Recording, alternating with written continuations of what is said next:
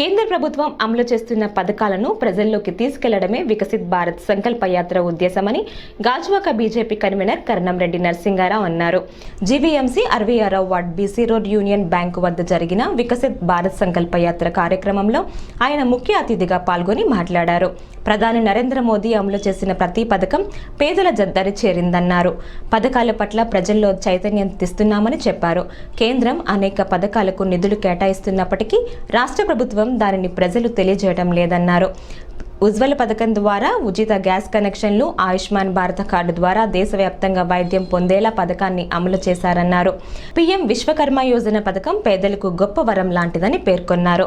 Jal Jeevan machine ద్వారా ఇంటింటికి కుళాయి కనెక్షన్లు ఇస్తున్నట్లు తెలిపారు.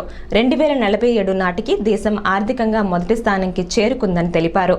ముద్ర రుణాలను, పీఎం స్వానిధిని ప్రతి ఒక్కరూ సద్వినియోగం చేసుకోవాలన్నారు. మహిళలు ఆర్థికంగా నిలదొక్కుకోవటానికి కేంద్ర పథకాలు ఎంతగానో దోహదపడతాయని చెప్పారు. దువ్వాడ రైల్వే స్టేషన్ 26 కోట్లతో ఆధునీకరణ జరుగుతోంది.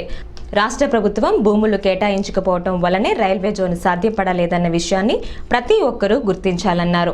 దేశం అన్ని రంగాల్లో అభివృద్ధి సాధించాలంటే మరోసారి ప్రధాని మోదీ రావాలనేది ప్రజలందరి ఆకాంక్ష అని తెలిపారు. ఈ కార్యక్రమంలో జీవీఎంసీ సిబ్బంది Vanaja, Ramu, medical officer Manasa, postal department officer Srinivasarao, Ramaswamy తదితరులు పాల్గొన్నారు.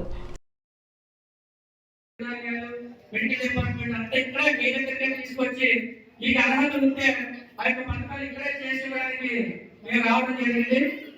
దేశ ప్రధానమంత్రి నరేంద్ర మోదీ గారు 2014లో ప్రధానమంత్రి అయిన మొదటిసారి మన ఆడపడుల ఆత్మగౌరవాన్ని కాపాడుతూ స్వచ్ఛ భారత్ కార్యక్రమాల ద్వారా ప్రతి ఒక్కరి ఇంటికి కూడా టాయిలెట్ నిర్మాణం కోసం 15,000 రూపాయలు ఇవ్వడం జరిగింది. అదంతా మీ అంతా ఉపయోగించుకోవాలని అనుకుంటున్నాను. 2018లోనే రావడం జరిగింది.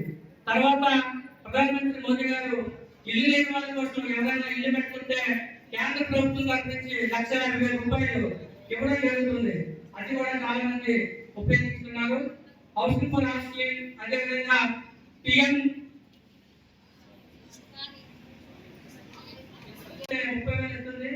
ఆవాస్ యోజన, పిఎం ఆవాస్ యోజన పథకం ద్వారా ఆ యొక్క 1,50,000 అదేవిధంగా రాష్ట్ర ప్రభుత్వం 30,000 ఇవ్వడం జరుగుతుంది. మన గతంలో దీపం పథకం, ఇప్పుడైతే ఉద్యోగ పథకం ద్వారా ఎవరైతే మహిళలు ఉన్నారో వాళ్ళందరికీ కూడా వైద్యం వరకు గ్యాస్ కనెక్షన్ లేకపోతే ఇప్పుడు కూడా ఉద్యోగ పథకం ద్వారా ఇవ్వడం జరుగుతుంది. ఇక్కడ ఉన్న వాళ్ళు కూడా ఎవరికైనా లేకపోతే మమ్మల్ని సంప్రదించినట్లయితే వెంటనే ఆన్లైన్లో నమోదు చేసి ₹1 ఖర్చు అవ్వకుండా సుమారు 7,000 రూపాయలు విలువైన ఈ యొక్క ఉద్యోగ gas connection, gas Bhandar, stove, అదేవిధంగా మొత్తం సెంటర్లో కూడా రెగ్యులేటర్ కూడా ఇవ్వడం జరుగుతుంది. ఇక్కడ ఉన్న వాళ్ళు ఎవరైనా లేకపోతే తెలియజేస్తే అందరికి ఇవ్వడం జరుగుతుంది. మెడికల్ డిపార్ట్మెంట్ నుంచి మాస్టర్ గారిపై మీ అందరికీ చెప్పడం జరుగుతుంది.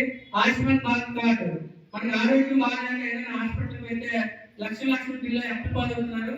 అలాంటి వాళ్ళ కోసం, పేదవాళ్ళ కోసం, వాళ్ళ కోసం ఆయుష్మాన్ భారత్ కార్డు 5,00,000 రూపాయల వరకు ఉచితంగా మన ఆంధ్రప్రదేశ్ రాష్ట్రంలోనే కాదు భారతదేశంలో ఎంత పెద్ద హాస్పిటల్ కానీ హైదరాబాద్ కానీ, చెన్నై కానీ, బెంగళూరు కానీ ఏ హాస్పిటల్ అయినా సరే ఈ ఆయుష్మాన్ భారత్ కార్డు పనిచేస్తుంది. ₹1 ఖర్చు అవ్వకుండా మీకు ఆపరేషన్స్ కూడా ఫ్రీగా చేయడం జరుగుతుంది. ఇంట్లో నలుగురు ఉంటే 4 మార్కులు తీసుకోవచ్చు. ఒక్కొక్కరికి 5 లక్షల రూపాయల వరకు ఉపయోగపడుతుంది.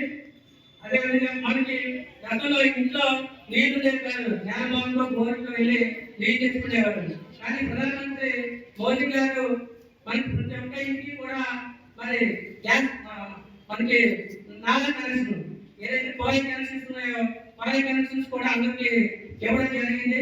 ఇలాంటి ఎన్నో సంక్షేమ పథకాలు ఉన్నాయి. మరి ముఖ్యంగా మహిళలు ఎక్కువగా ఉన్నారు. ముస్లిం మహిళలు సోదరులు అందరూ చేస్తూ చూపించాలా ఎన్నో ఏళ్ళ నుంచి మరి ఏదైతే ముస్లిం మహిళలు ఉన్నారో వాళ్ళకి ఎటువంటి గౌరవం ఉండేది కాదు. అలాంటి వాళ్ళ కోసం చూపించాలని కూడా రద్దు చేశారు. మరి ఆర్టికల్ 370 ఏదైతే